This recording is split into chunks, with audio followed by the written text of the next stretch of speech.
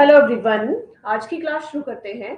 आज की क्लास में मैं आपको इंडियन पॉलिटी के बहुत ही इंपॉर्टेंट क्वेश्चन डिस्कस करूंगी आपके साथ, जो कि आपके आने वाले एग्जाम के लिए बहुत ही हेल्पफुल है, जैसे कि TET, TGT, arts, medical, non medical, JBT, LT, commission के लिए बहुत ही इंपॉर्टेंट क्वेश्चन ये रहेंगे, या टेट के लिए बहुत इंपॉर्टेंट क्वेश्चन है, और अदर कॉम्पिटेटिव एग्जाम के लिए भी। तो आप क्लास में अच्छे से बने और एक एक क्वेश्चन को अच्छे से समझे। तो क्वेश्चन नंबर फर्स्ट से शुरू करेंगे। पहला क्वेश्चन है, proclamation of emergency under Article 352 is issued by which one of the following। ठीक है, अनुच्छेद 352 की बात की गई है यहाँ पे आपातकाल की। ठीक है, तो इसका राइट आंसर क्या रहेगा? जैसे ऑप्शन है prime minister, president, defence minister या होम मिनिस्टर। तो इसका राइट आंसर रहेगा भारत के राष्ट्रपति यानी president of India. Option B is correct answer. Option B इसका सही आंसर रहेगा। तो यहाँ पे बात की गई है भारत के राष्ट्रपति की। संविधान के अनुच्छेद 352 के तहत आपातकाल की घोषणा कौन कर सकता है? राष्ट्रपति जारी कर सकता है। मतलब इस घोषणा को 1 महीने के भीतर संसद द्वारा अनुमोदित भी किया जाना चाहिए। राष्ट्रपति तब तक घोषणा जारी नहीं कर सकता जब तक कि केंद्रीय मंत्रिमंडल उन्हें लिखित रूप में सूचित ना कर दे। तो ये घोषणा जो है की जाती है the president of India issue of proclamation of emergency under article 352 of the constitution. Right. And question number second है, question number second, emergency under article 356 is imposed by which one of the below? Prime minister, governor, vice president या president? तो इसका right answer option D रहेगा, president is correct answer. The president of India declare an emergency under article 356 of the constitution, also known as president rule, when it is deemed that the state government cannot be carried on in accordance with the provision of the constitution। यानी मतलब ये हुआ कि भारत के राष्ट्रपति संविधान के अनुच्छेद 356 के अंडर आपातकाल की घोषणा करते हैं, जिसे राष्ट्रपति शासन के रूप में भी जाना जाता है। ठीक है, और जब ये माना जाता है कि राज्य सरकार संविधान के प्रावधानों के अनुसार नहीं चल रही है, तो ये नियम तब लागू होता है जब राष्ट्रपति राज्यपाल की रिपोर्ट या अन्य जानकारी के आधार पर संतुष्ट नहीं हो जाते। ठीक है, तो ये इसका राइट आंसर रहेगा प्रेसिडेंट। एंड क्वेश्चन नंबर 3 है, financial emergency is imposed under article 354, article 365, article 367, article 360। तो राइट आंसर आर्टिकल 360 रहेगा, यानी वित्तीय आपातकाल की हमने यहाँ पे बात की है फाइनेंशियल इमरजेंसी की। तो financial emergency in India is declared under article 360 of the Indian constitution. तो ये इसका राइट आंसर रहेगा। भारत में वित्तीय आपातकाल की घोषणा भारतीय संविधान के अनुच्छेद 360 के तहत की जाती है, और ये अनुच्छेद राष्ट्रपति को वित्तीय आपातकाल की घोषणा करने का भी अधिकार देता है, राइट देता है, शक्ति देता है। और यदि उन्हें लगता है कि भारत या उसके किसी हिस्से की वित्तीय स्थिरता को खतरा है, तो ये लागू कर सकते हैं। ठीक है, उस समय इमरजेंसी लगाई जाती है।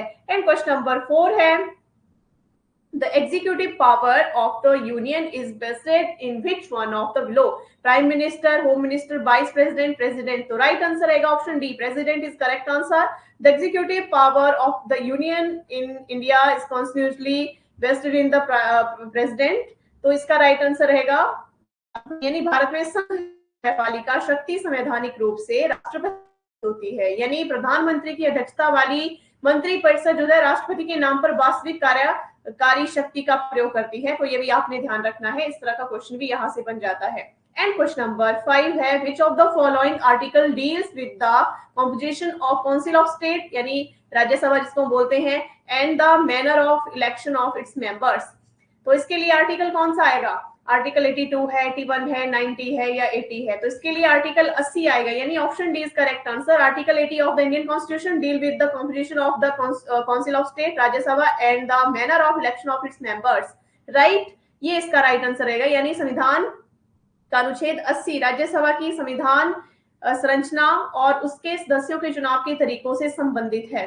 एंड इसमें क्या होता है कि राज्यसभा राष्ट्रपति द्वारा मनोनीत सदस्यों और राज्यों को केंद्र शासित प्रदेशों के प्रतिनिधियों से ये जो है बनी होती है। तो ये क्वेश्चन नंबर 5 का right answer option D article 80 रहेगा।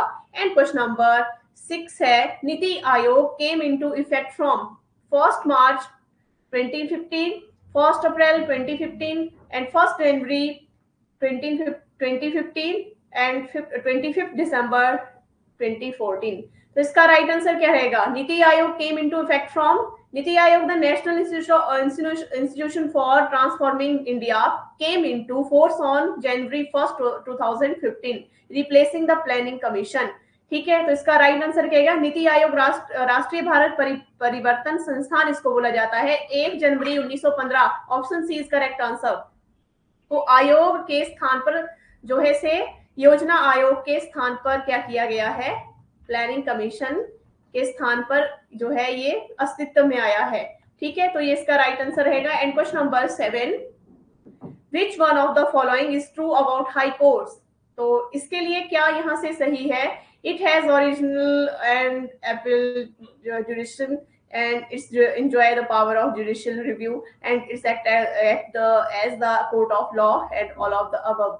तो इसका राइट आंसर क्या रहेगा? ये सारे ही इसके सही आंसर है, यानी ये सारा इसके लिए सही है। मतलब द हाई कोर्ट, यहाँ पे हम बोल सकते हैं the high court is the highest court of appellate jurisdiction within a state in India. It is also has original civil and criminal jurisdiction in certain cases।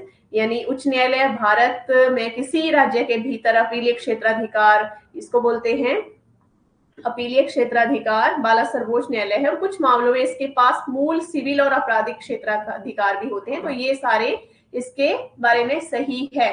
ठीक है, एंड क्वेश्चन नंबर यानी question number 7 का right answer option D होगा। And question number 8 है, which one of the following article deals with the appointment of जजेस? Article 214, 217, 226 या 216?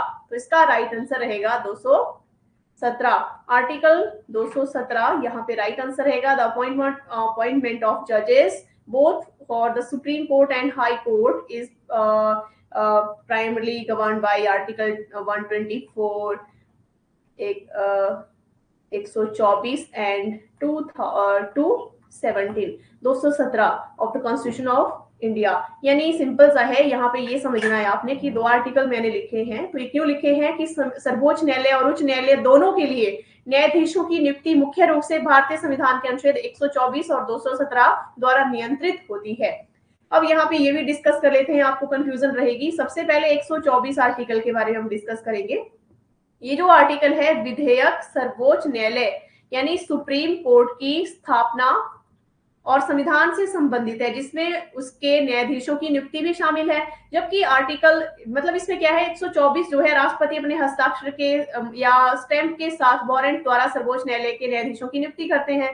ठीक है, और इसमें आयु निश्चित की गई है 65 वर्ष। ठीक है, और भारत के मुख्य न्यायाधीश की नियुक्ति राष्ट्रपति के द्वारा होती है। तो ये आर्टिकल 124 है। जबकि आर्टिकल 217 क्या है?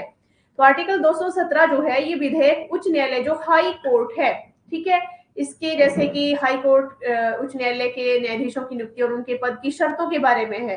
तो ये डिफरेंस है इसमें, तो ये भी आपने याद रखना है जो मैंने यहाँ पे डिस्कस किया। एंड क्वेश्चन नंबर 9 है, Which is the minimum age to become a member of Lok Sabha? कितनी आयु होनी चाहिए सदस्य बनने के लिए लोकसभा का? तो 30 वर्ष है, 18 है, 25 या 35? तो इसमें 25 वर्ष करेक्ट आंसर रहेगा, यानी ऑप्शन सी।